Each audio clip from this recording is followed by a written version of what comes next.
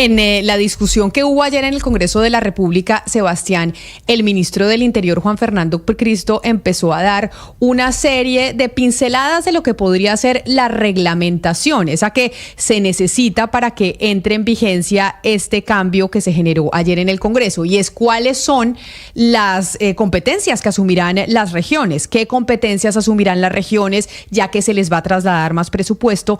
¿Qué entidades pues terminarán siendo transformadas y tendrán que cambiar por cuenta de esto que se aprobó ayer en el Congreso de la República? Francisco Azuera es economista y profesor de la Universidad de los Andes, que de hecho estuvo reunido con el ministro del Interior la semana pasada, y hemos querido invitarlo para preguntarle pues sus opiniones y observaciones frente a lo que se aprobó ayer, finalmente, que ya es cómo quedó esta reforma. Profesor Azuero, bienvenido, gracias por acompañarnos.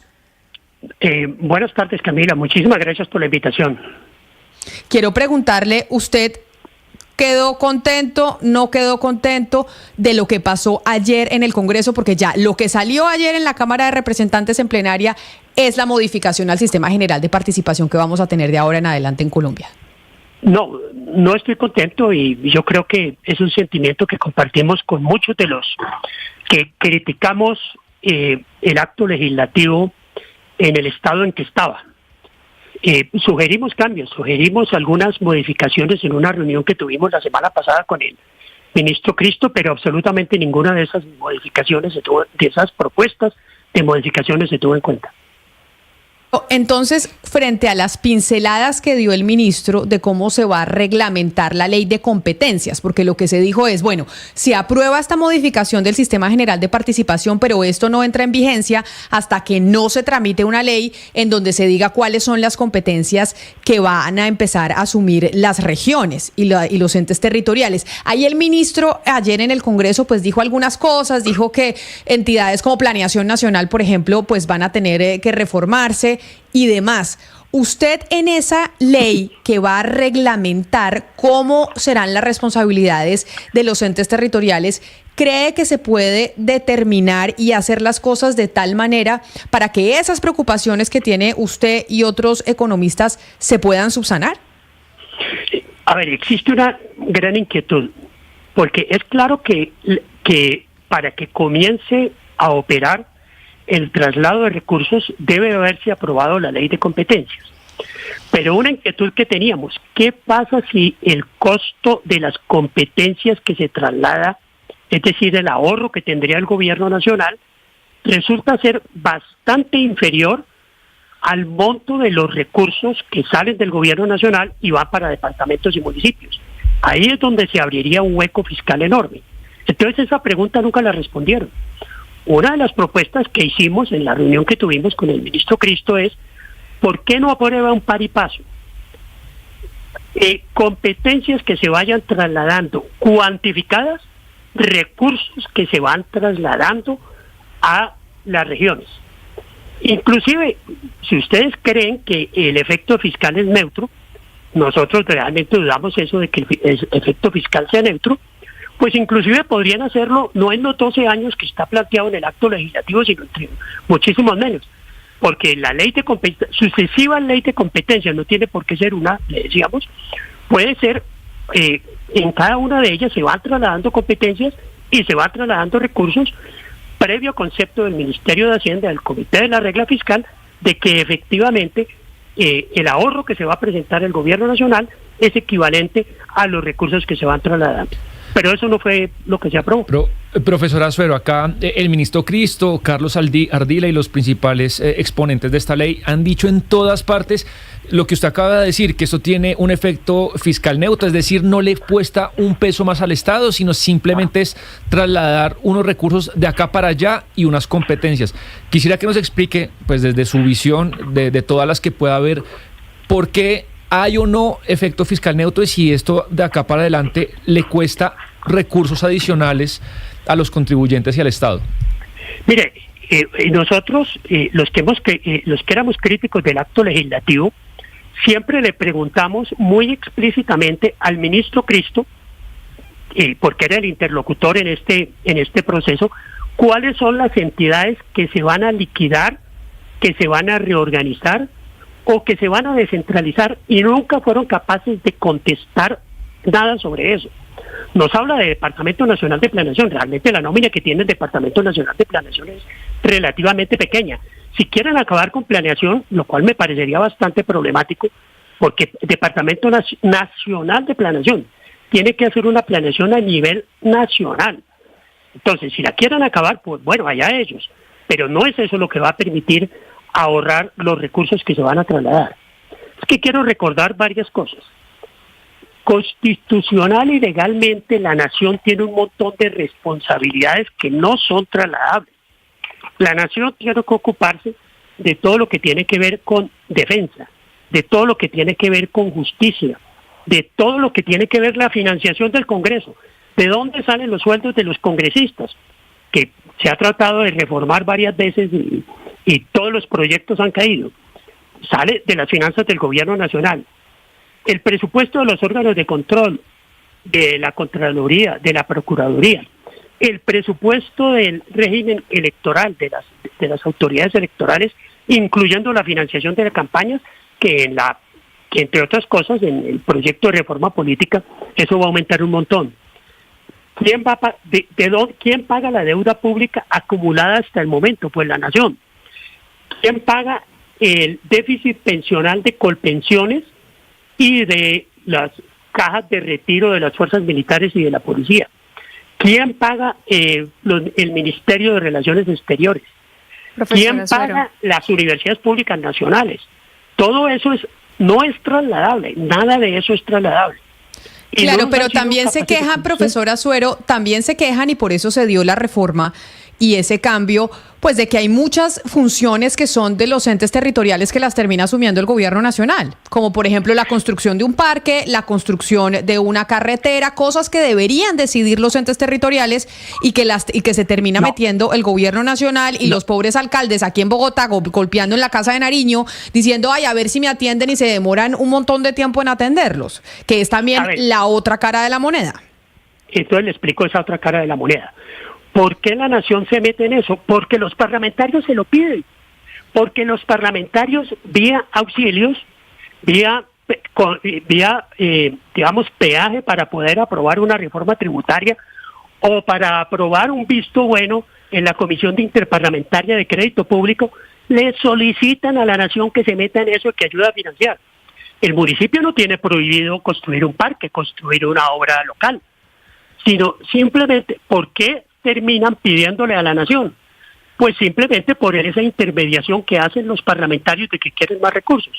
Mire, le cuento una cosa. Entonces, esto no justificaría entonces ese sistema de participaciones que se acaba de aprobar, porque usted dice es que los parlamentarios lo piden, y eso mismo es lo que decía el ministro Cristo esta mañana en los micrófonos de Blue Radio. Decía, mire, es que con esto el giro va a ser más directo, y daba el ejemplo, por ejemplo, de Cartagena, en la ciudad en la que yo soy. Decía, el alcalde Dumec tiene la plata para poner unas cámaras de seguridad en la ciudad histórica y lleva 9 meses intentando hacerlo y no ha podido porque el Ministerio de Cultura pues no le ha dado los permisos por el tema arquitectónico y demás. Entonces decía, están maniatados los alcaldes y los gobernadores.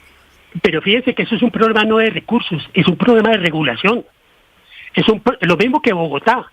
¿Por qué se atraviesa el gobierno nacional, por ejemplo, en una vía como la prolongación de la avenida Boyacá? Eso no tiene nada que ver con recursos, eso tiene que ver con abuso de poder de unos funcionarios específicos, y eso no se soluciona con la ley de transferencias.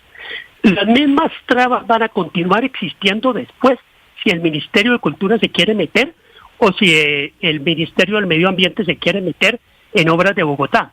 Esas mismas trabas van a continuar existiendo. Allí no veo que eso se solucione con este acto legislativo.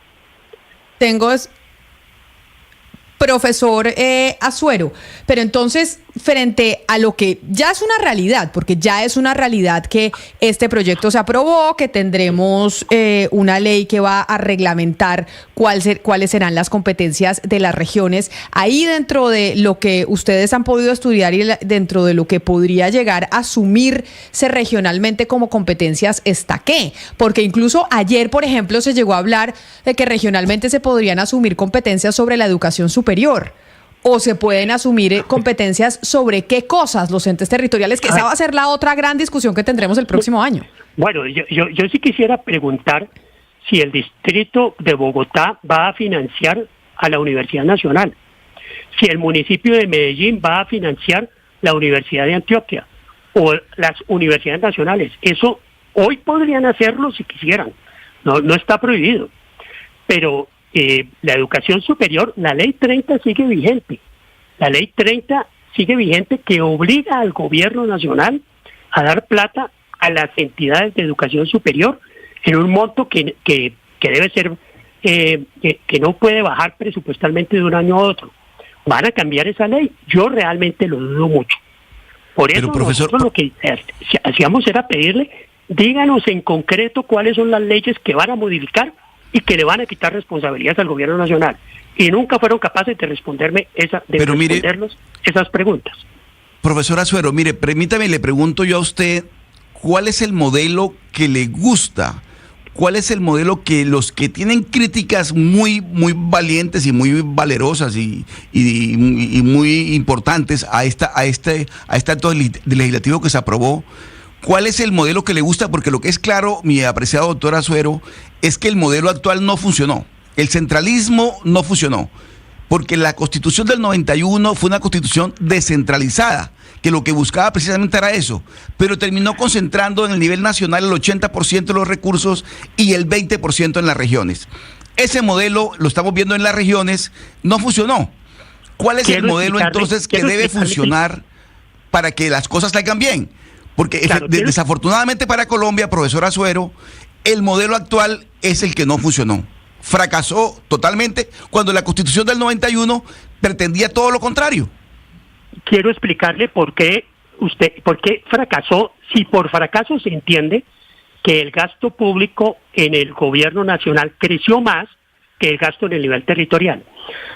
Pero mire, le digo una cosa de entrada. Las transferencias al Sistema General de Participaciones se duplicaron en valor real entre 2001 y 2023.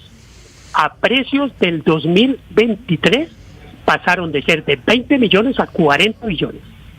Lo que pasa es que por acción de los mismos políticos, de los mismos parlamentarios, le fueron creando responsabilidades y peticiones adicionales al gobierno nacional.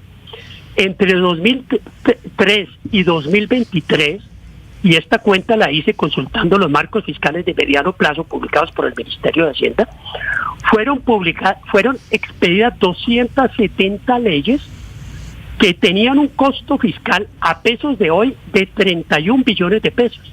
¿Quiénes impulsaron esas leyes? Los mismos políticos que hoy se quejan de la centralización fueron los que le exigieron que el gobierno nacional asumiera ese tipo de responsabilidades. Y eso no se va a acabar. Aún después de este acto legislativo, va a seguir la romería de parlamentarios pidiendo recursos adicionales para obras de naturaleza local. Eso no se va a acabar, ni quedó prohibido por este acto legislativo.